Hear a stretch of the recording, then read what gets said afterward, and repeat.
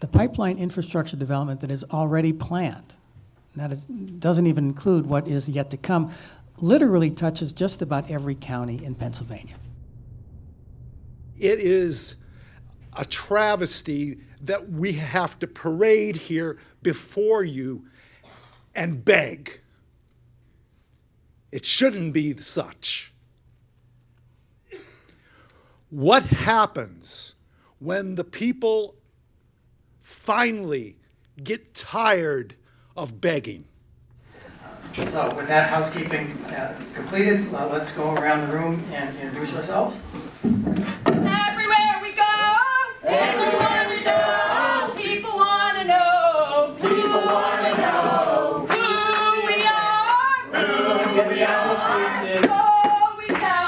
so we tell them, we're the people's task force, the mighty people's task force,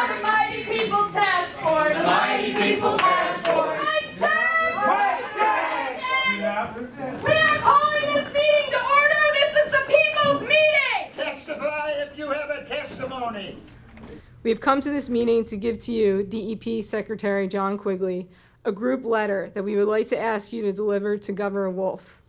This letter is from 115 community-based environmental organizations. Pennsylvanians with contaminated water, nosebleeds, skin rashes, vomiting, and illnesses from water that was once safe to drink and air that was once safe to breathe.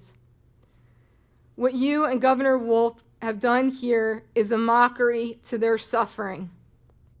I'm here to speak for the old ones who have no voices, the American Indians whose sacred places we are destroying in our mad rush to squeeze the lifeblood from Mother Earth. I assume at least one of you can imagine the despair of a piece of land sacred to you, torn apart in front of your eyes and polluted for the profit of somebody else, somebody sitting in this room. This is what pipelines are doing all over our state right now. A number of reports have come out showing how the Department of Environmental Protection consistently covered up, shredded, and made sure that none of the information regarding contamination of water sources due to hydraulic fracturing was released to the public. Over 2,000 complaints were lodged with DEP offices that never saw the public eyes. They did set up a drilling rig and done a horizontal bore, and they destroyed my wheat crop, they destroyed my hay crop. Today I'm out of business because I can't guarantee the organicness of my products. In 2014, my home was virtually destroyed. I am here on behalf of my great-grandson. His name is Jordy. He's very important to me. You cannot avoid or mitigate these harms to any level that is remotely acceptable. And as a result, this Pennsylvania Pipeline Task Force, which is designed to try to further advance these pipelines, is a farce. Stop Sunoco. Stop Sunoco. Stop Williams. Stop Williams. Stop Shell. Stop Shell. Stop Kinder Morgan. Stop Kinder Morgan. Stop fracking Pennsylvania. Stop fracking Pennsylvania. With more of this pipeline, With more of this pipeline, more people will continue to be harmed. more people will continue to be harmed. We're going to do our business, but if folks want to... Mic check. Mic check. We know what's best for our homes, for our farms, for our wildlands. And we're here to educate you. We are here today to tell Governor Wolf to shut down this task force and instead to invest wisely in clean energy technologies, not dirty fossil fuels. Innovative, renewable energy. That should be the sole recommendation of this task force. And yet here we are, talking about how to divide up the spoils of fossil fuels, not if we should keep the gas in the ground, not if there should be pipelines at all. Could you please wrap up? The solutions are obvious. We need to stop moving ahead with fossil fuels, with pipelines, with fracking. Spend your money, spend your resources on developing renewable energy. We don't want to be a fracked gas hub. We don't want to be a frack gas hub. The just transition starts today. The just transition starts today. Democracy is messy, folks. It is what it is. This isn't democracy. You know, we are sort of considered the pesky public in your view. And I think you think that we're just like fringe elements of some, you know, environmental movement or something. But no, we actually represent the people whose comments you will read. Why are we left to defend for ourselves when the freedom of information requests are illegally ignored? Shame on you people. Back off. All right, we're going to ask, officer, would you please remove this individual? 10,000 pages of public comment.